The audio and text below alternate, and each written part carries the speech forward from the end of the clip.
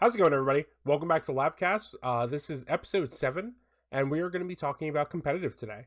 So, as always, I'm Vinny in the lab, and this is Rynot, known as Rynot916 on YouTube and Rynot926 on Twitch.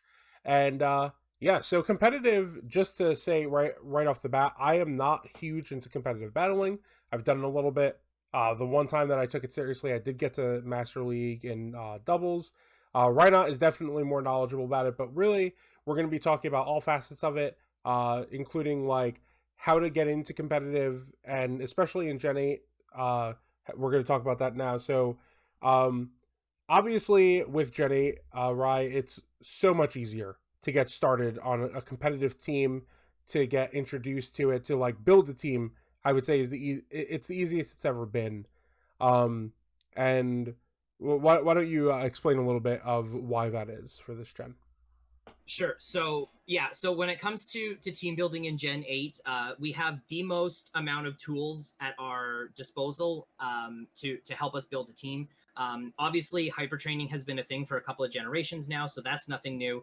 We still have access to that. However, bottle caps seem to be so much easier to get in Gen 8 because you can get them from Dynamax Adventure or Dynamax raids.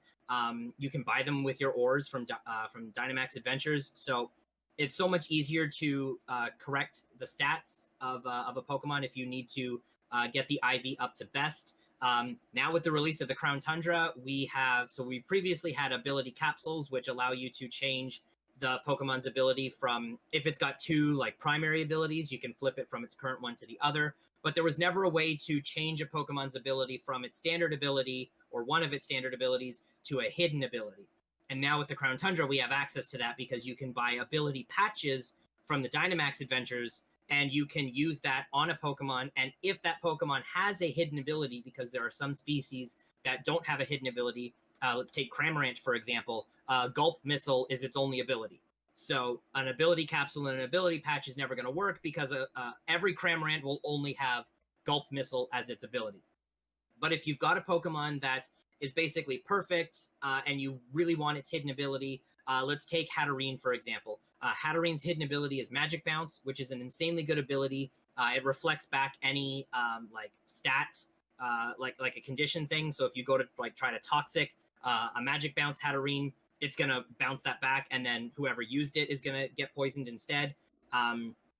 So it's a very, very solid ability. And it also bounces back things like Taunt and other things.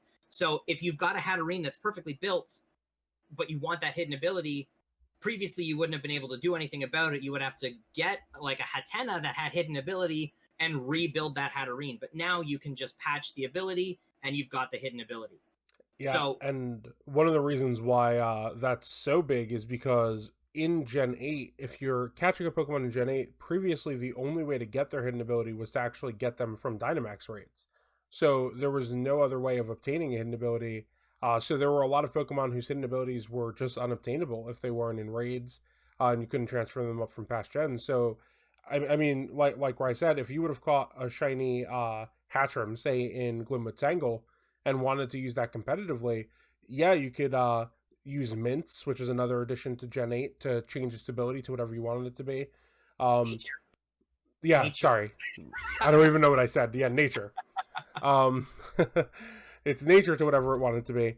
But then you could also use bottle caps or gold bottle cap to get its IVs all up to perfect. The thing that we still don't have is a way to make an IV 0, which would be really nice. Please do this, Game Freak. It Yeah. will save Trick Room breeders and Yep. special attack breeders so much headache. Please Yeah. do this. I mean, to be fair, though, it's really not that bad anymore. If you can manage to somehow get a 0 IV, like either foreign parent or foreign ditto, then it's not the worst thing in the world, because then you could just have both of them try to pass that down, which is still not guaranteed, but at least it's really high odds. You can actually guarantee it by using the power. Oh, right. Yes. Yeah. Like Yeah, Power so- Anklet or whatever it is. Exactly. Yeah. So I've got, for example, I've got a Ditto that is best in everything, but speed is no good. So Oh, that's whenever great. So whenever I need to make, whenever I go to do a breed for a Trick Room team, because Trick Room is one of my favorite mechanics to play, I will just chuck that Ditto in the daycare, give that Ditto the power anklet, and then put whatever the other Pokemon is, hatch the egg, so that then both the Ditto and the parent have no good on their speed, and then I can just throw a Destiny Knot in there, and then You just have to unless mint. yeah, or then I just keep doing breeds until I hatch the right nature, and then I put that in the daycare and make the parent hold the Everstone, and then it's less stuff that I have to fix after the fact. But if I needed to, I could, because like again, Gen 8's got so many additional things to help out with it. Yeah, and the availability of these things is pretty great as well. Like you said, bottle caps are easier to get than ever before. Mhm. Um, and on top of that, mints just literally spawn on the ground throughout the game, especially in the Crown Tundra and stuff like that. That you could just go and get them, and like you don't need champion points or anything like that. So really, customizing a Pokemon to whatever specific competitive strategy you want is easier than ever. On top of all of those things, it's easier to EV train now than it ever was because there's no longer a limit to vitamins. Previously, Yes. you would only be able to use vitamins to get an EV up to 100, and generally, you want the max you can get is 252. Some stat spreads you would go with more specific numbers, but now you could just use 26, either like proteins or calciums, whatever you're using, and just have that maxed EV. And it is really So nice. I mean, I would say that a lot of these things are the only reason I did make a competitive team in Sword and Shield, because it was just like, well, why not? I mean, if I want to play competitive, I'll have the team. It's not going to be that hard to do. I don't need to spend dozens of hours breeding. Even if you yeah, aren't going for a shiny competitive Pokemon, in previous generations, it could be difficult to get the exact stats and specifications that you want on a Pokemon. It could take a while just to get something down. I mean, we don't have what's it called anymore, the hidden power, but getting specific hidden powers was worse than trying to get like a 0 speed Pokemon for like Trick Room or something. It's very difficult to purposefully breed specific stats. yeah. Very quickly, there's a few for anybody who's like looking to get into competitive, or this is something that you want to dabble with. There's a few specific items that are going to help out when you've got Pokemon in the daycare. So I just want to very quickly run through them and Yeah. explain what they do, because we've talked about a couple of them, like Destiny Knot and Everstone, and like the power items. But just in case anybody doesn't know what they do specifically, figured I would very quickly go over them. So whenever you have a Pokemon in a daycare that is holding an Everstone, whatever nature they have, every single egg that hatches is going to hatch with that same nature. This is assuming that you've got a Ditto and a parent. If you've got a male and a female parent, I believe the female needs to be holding the Everstone for their nature to be passed down.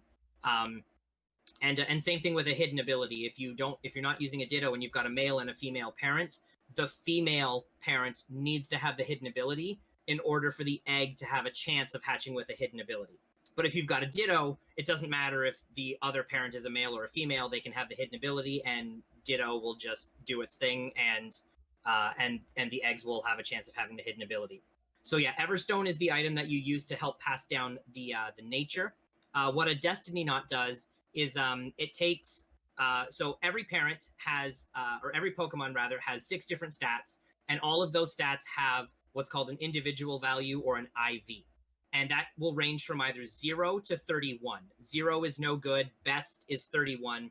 um, and every single stat will have an individual value of 0 to 31.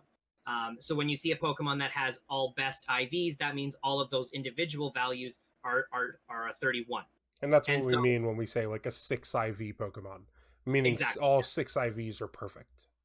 yes, exactly.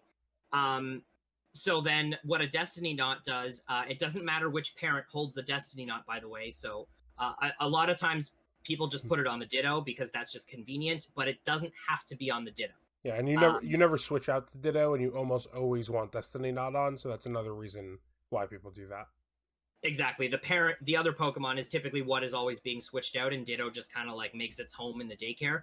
So that's why it's just convenient. You never have to worry about putting the Destiny Knot on the other parent. But then what the Destiny Knot does is it will basically look at. So when you've got the 2 parents in the daycare, or the Ditto and the other parent, you have a total of 12 different IVs that are in there. You have 2 different IVs for HP, attack, defense, etc., all the way down through your 6 stats. And the Destiny Knot will allow 5 of those 6 stats to have an IV from one of the parents. 5 of the 12. Sorry, 5 of the 12. Well, 5 of the 6 stats, because it will be, so like, say, speed is the stat that is not passed down. It will, I'm pretty sure this is how it works. We may have to cut this out. So hold on, super quick. It's is it 5 of the 12? It is 5 of the 12. So if I had a Ditto with 31 IVs, and then let's say a Score Bunny with 0, it chooses from either of those 2. So I could have one offspring that has 31, and then another one that has 0. So it is 5 of the 12. So that's why if you have a 6 IV Ditto and like a 1 IV something else, you're not guaranteed like 5 IVs. You're only technically you're guaranteed none at that point, actually. Right.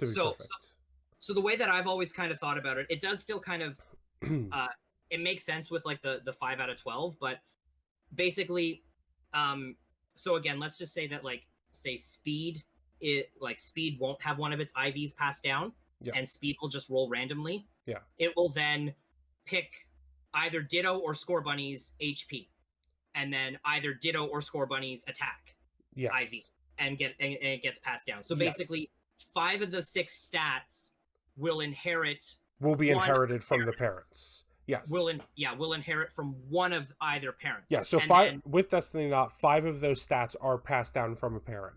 But there is 12 possibilities, so 5 of the 12 are passed down, but you're only receiving 5 out of 6 because there's only 6 stats at the end.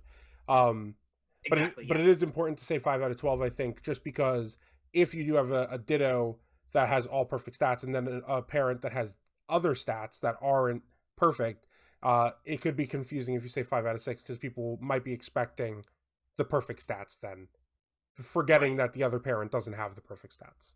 Right. Yeah. I guess maybe because I like understood it. To me, when I said like 5 out of the 6, I meant it as like 5 out of the 6 stats. Yeah. I know what you meant, but I do think that could be potentially confusing. No, 100%. Okay, so where should we resume this? Should I just resume everything, like just restart Destiny Knot completely? Yeah, restart from Destiny Knot. Okay. All right. So that was the Everstone. So then what the Destiny Knot does is it allows, again, either parent can be holding the Destiny Knot. Typically the Ditto will hold it because the Ditto just usually makes its home in the daycare, and then the other parent is going to always be switched out. But at the end of the day, it doesn't matter which parent is holding the Destiny Knot. What that will do is it will allow 5 of the 12 total IVs on both the parents to be passed down to the egg. So what an IV is IV stands for individual value. So every stat has an individual value, and that will range from being no good, which is 0, to perfect at 31. So every single stat is going to have an individual value somewhere between 0 and 31. So if you ever have a Pokemon that is referred to as like a 6 IV Pokemon, it means that all of its IVs are perfect or best, which is how the judge function reads it in game. It will say best, and that means that their IV is 31, so it's the best it can possibly be. So when there's a Destiny Knot involved, 5 of those 12 total IVs are going to be passed down to the egg. So if you've got a Ditto and a Score Bunny in the daycare, and say the Ditto is 6 perfect IVs and the Score Bunny is all over the board, none of them are perfect, when the egg hatches, it will hatch with 5 out of those 12 combined from the 2 parents. So basically what that ends up meaning is that 5 of the 6 stats are going to get their IV inherited from one of the parent stats, and then a 6th stat will be randomized. So then a different scenario is if you've got a Ditto with 6 perfect IVs and a Score Bunny with 6 perfect IVs, every single Score Bunny that hatches is going to have a minimum of 5 perfect IVs, and one of them is going to be randomly rolled between 0 and 31. Which gives you a 1 in 32 chance of having a 6 IV offspring. Exactly. Yeah. So So yeah, a Destiny Knot is very, very crucial in passing down perfect IVs. So typically, what I do if I'm starting out with like a 6 perfect IV Ditto and a parent that's got no perfect IVs is let's just use Score Bunny again. I'll put the Score Bunny and the Ditto in the daycare, and I'll hatch like 3 or 4 eggs, and then I'll look at the Score Bunnies, and I'll find a Score Bunny that has either 3 or 4 of its stats that are now best, which means it inherited a perfect IV from the Ditto, and then I'll put that Score Bunny in the daycare center alongside my Ditto. So now I've got a Ditto in the daycare that's got 6 perfect IVs and a Score Bunny in the daycare with 4 perfect IVs. So what that is doing is that is increasing, that is increasing my chances overall of my Score Bunny hatching with 6 perfect IVs. Yep. So the Destiny Knot, very, very important when it comes to helping pass down perfect IVs. And just to add to that, if you're not using the Destiny Knot, it's 3 stats are passed down out of the 12. So the Destiny Knot, maybe 2 doesn't sound like a big deal, but it is a tremendous improvement on breeding, because like Rye was just saying, if you have, like, say, the Score Bunny with 3 perfect IVs and the Ditto with 6, you're only ever guaranteed 2 from that as the minimum, because you could get those 3 non-perfect stats from the Score Bunny, 2 perfect stats from the Ditto, and then the last one rolled could not be perfect as well, and then you only have 2 guaranteed. So the more perfect stats both parents have, the better your chances will be of getting a 6 perfect IV Pokemon. Exactly. Now there are certain cases where you don't want the IV to be perfect. Basically, if you're breeding a Pokemon for a Trick Room team, you always want the speed to be no good, because for Trick Room it inverts the turn order. So basically, it makes slower Pokemon move first. So you always want to be breeding your Pokemon to be as slow as they possibly can. Another specific instance is whenever you have a Pokemon that is going to be a special attacker, you ideally want its physical attack stat to also be no good, because there are a couple of things that still use your physical attack stat to calculate damage, and that is confusion. So if you ever hit yourself in confusion, the damage is calculated based off of your physical attack stat. And then there's another move called Foul Play, which will do more damage to you the higher your physical attack is. It actually calculates the damage based off of your physical attack and not the user's physical attack. So those are a couple of instances where you want to make sure that you've got a stat that comes up as no good. And then there are a few, and then there's a collection of 6 items that are, I believe they're just dubbed like the power items. Yeah, they all start with power, and there's yes. like bracelet, anklet, different ones like that, and they all guarantee one specific stat. Whichever one it says that it's going to boost in the description, it'll guarantee that IV gets passed down to the offspring. So if you have that 0 speed stat, I don't remember which one the speed one is. I believe it's the power anklet. Power anklet. Okay, it makes sense. Then the power anklet will pass down that speed stat guaranteed, and you can still then have the Destiny Knot on the other parent, correct? And it'll work properly? I believe so, but I believe then what that does is that the power anklet will basically make sure that the speed is one of those 5 that is passed down. That's what I would expect, yeah. Yeah, I believe that's how they work. I've tried it only a couple of times, but I haven't tried it enough to actually be like, oh yeah, this is 100% working. Yeah. But I believe that's how those 2 items will stack together. I would imagine so. Otherwise, everything would be perfect all the time. Like, yes. All you would need is that, and then Destiny Knot, and perfect. So yeah, that makes sense. Exactly. Another use for Everstone, by the way, is to have a non-Galarian form to be hatched in Gen 8. So if you're trying specifically for, like, let's say you want a Persian. Persian's okay, it's not the best competitive Pokemon, but you could probably do something fun with it. If you breed it in Galar, it will always result in a Galarian Meowth. So what you want to do is put an Everstone on that Meowth, and then that way all of your eggs will hatch as a Cantonian Meowth. Same if you were... I believe that even if you were doing an Alolan Meowth, you would still get a Galarian Meowth offspring. Yeah. Believe so. Yeah. If you hatch it in Galar. Yeah. Yeah, so then you would have to use the Everstone in order to get the Alolan variant as well. So that is another use for the Everstone in breeding in Gen 8. Yeah, I believe those are all the items that have a use in breeding. There is no way to guarantee pass down an ability. There's no held item that you can guarantee that an ability gets passed down. The only way for an egg to hatch with the hidden ability is if the parent in the daycare has the hidden ability. Yeah. And there's two specific instances. It needs to be a parent with a Ditto, and the parent needs to have the hidden ability. Or if it's a male and female parent, the female parent has to be the one that has the hidden ability. Otherwise, the eggs don't have a chance of hatching with the hidden ability. Yeah, just to specify, that means if you have an imposter Ditto, that does not do anything. That's Correct. not going to help you get the hidden ability on the offspring. Another thing that gets passed down is the ball that the Pokemon is in, and the way that works is if it's a Pokemon plus Ditto, whatever ball the Pokemon that you're breeding for is in, that's the ball that it'll be in 100% of the time.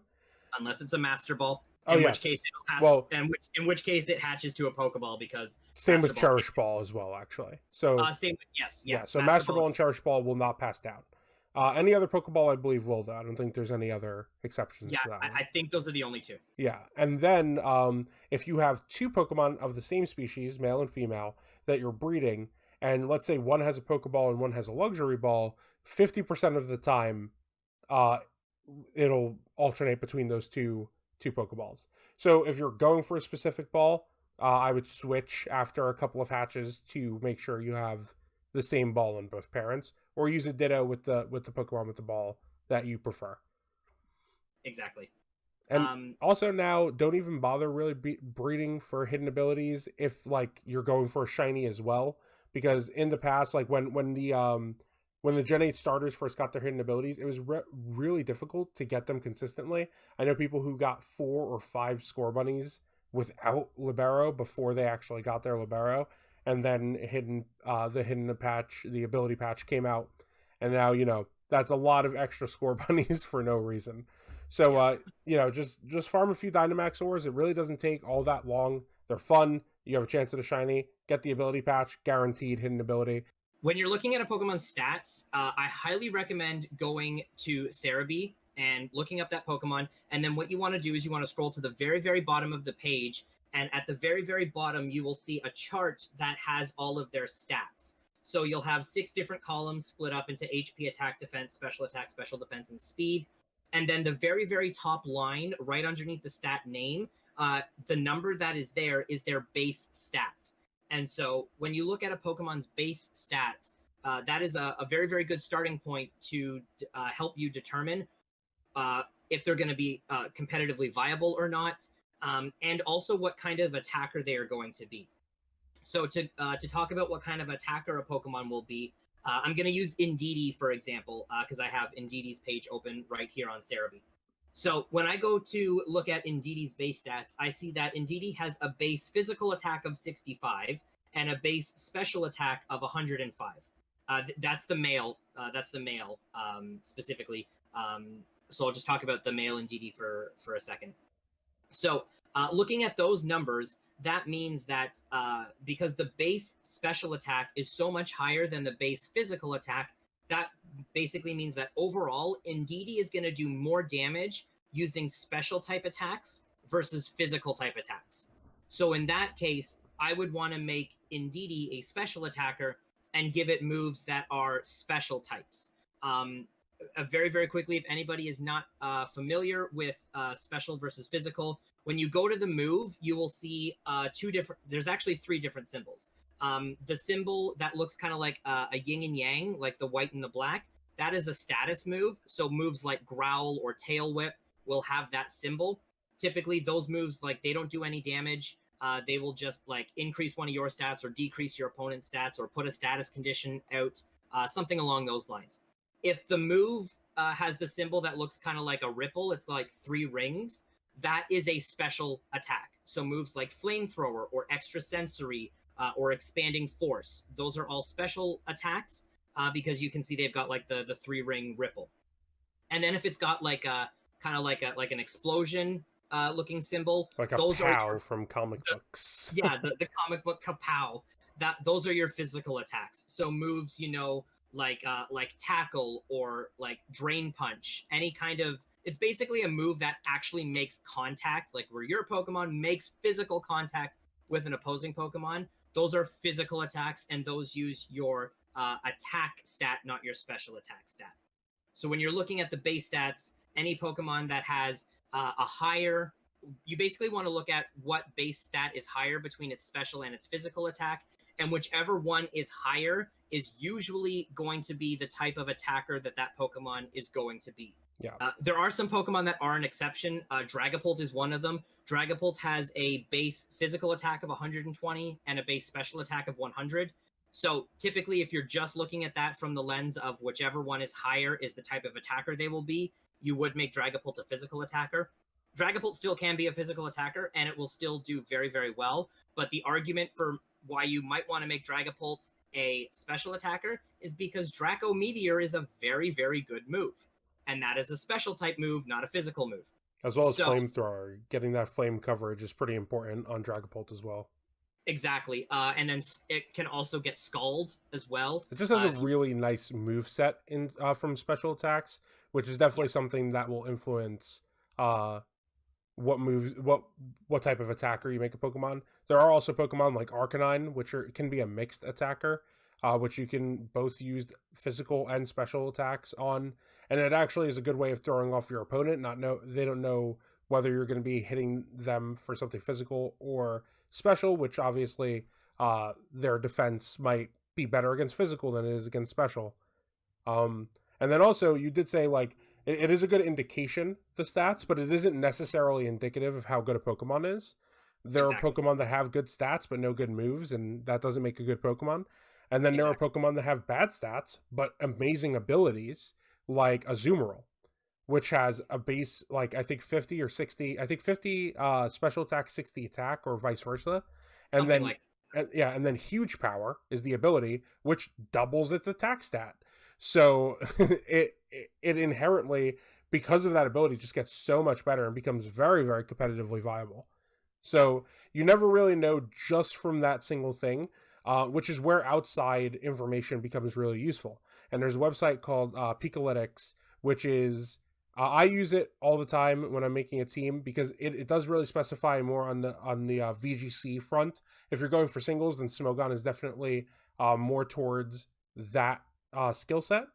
But Pikalytics is really interesting because it shows you what percentage of Pokemon are used in the teams that have been analyzed by them, as well as what those Pokemon normally use as an ability, as an item, as an attack, and who they're normally paired with. So it is a amazing resource for learning competitive. And honestly, I would have never had a viable competitive team if I didn't use Pikalytics at the beginning, because it's just so useful. Really an incredible tool. Definitely try to use as many tools as you can when you're learning competitive for the first time. It might be a little confusing what we've explained here with all the breeding and the tools to use. Check out other guides. Watch people on Twitch or YouTube who stream, like Wolfie. He's a former world champion. These are people who have a knowledge set that will be useful for you in learning how to become a competitive battler. And remember that it's a process. So if you've improved at all, that's a good step. And just keep trying, keep learning new things, and just keep trying to be the best that you could be. Like with anything, but battling a Pokemon is relatively complicated. So especially if you're making your own teams. Yeah, there's a lot of things to consider, and it's super nice that Sword and Shield has given us so many additional tools to help build teams. Yep. One of the tools that Sword and Shield has that is such a useful tool. This is not going to necessarily help directly build your team, but it helps you try out other teams, and that is rental codes. Oh yeah. So essentially, what you can do is you can input a code that gives you somebody else's team. It doesn't actually give you the Pokemon in your game, but it allows you to use that team when you go to the battle tower or when you go into a competitive match. So if you want to try out a team, and you find a team like on Reddit that has got like some cool Pokemon on it, and you're like, oh, this is really kind of cool, I want to try it. Then you just grab the rental code, enter it into your game, and then you like boom, you have access to use that team. And you basically, I'm pretty sure you have access to that team as long as you keep that rental code active. I believe so, yeah. You like, again, you don't get those actual Pokemon in your game, but you can use that team for as long as you want until you basically say, I don't want to use this rental team anymore. Yeah, so it's a very, great way. very useful tool to getting access to teams that are pre-built, especially if you want to look up teams like built by Wolfie or Cybertron, for example. Sometimes they will just build teams and put rental codes up for people to try. Yeah. And it's a really great way of learning your play style as well, because everybody likes to play differently. Rynot really likes trick room teams. I'm not a big proponent of them. I'm more of a like kind of I don't know. I guess I just like things that are either weird and like tricky or just like pure power. So everybody's different, and it's a really great way to test things out and to not have to spend too much time before getting to test them out. It is a really nice thing that they've added, and it really eliminates the need for third-party things that people used to use to test teams. So it's definitely great. There's no better time than Gen 8 to try to get in competitive. And yeah, I think we are definitely over our time. We've had to cut a couple of times this episode, so I don't know exactly how long this episode is. I'm hoping it's not too long. But yeah, if you guys have any questions, please ask us in the comments down below. Make sure you subscribe, and I will see you all next time. Bye, everybody. Bye.